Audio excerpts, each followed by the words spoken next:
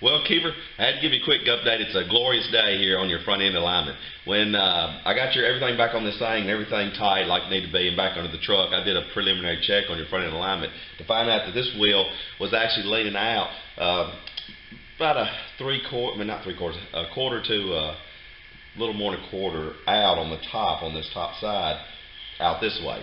So I was going to have to get an adjuster and move that in, and that's not uncommon. Sometimes they're like that. But the way your front end's made, your ball joint pin goes up through this sleeve right here. And this sleeve has been in there since 1970 something. It had never been out. When I pulled this nut off of it, it was just horribly corroded and all that. Well, I've learned from doing this for a living since like 1985 that you need to pick your battles.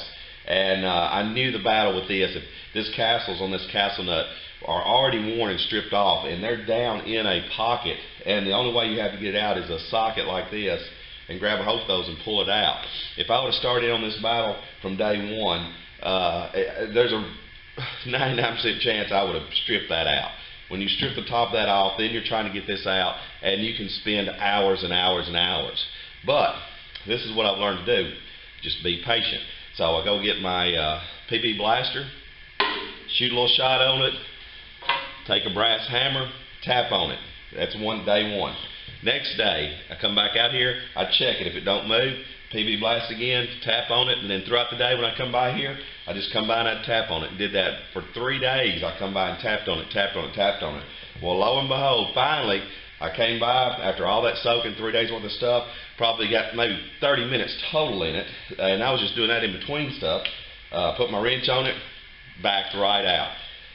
It's a glorious day because this could be unbelievably hard to get out. Now, I didn't necessarily have to change it. It was still drove okay, but this tire would have leaned out on the top forever just a little bit and maybe wore the sides. So what I'm going to do, I'm going to go ahead and pull the other side out. I bought you 2 adjustable caster adjusters. And what I'll do is it comes with a sleeve and this offset hole in it. And I can get a 1.5 degrees out of this. So I'll put that down in there.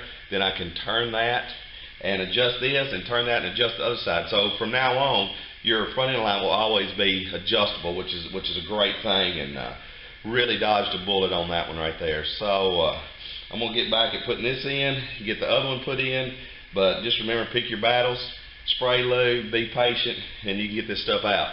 Now, also, we got the axles, the drive shafts in, got the rear drive shaft in, the front drive shaft in.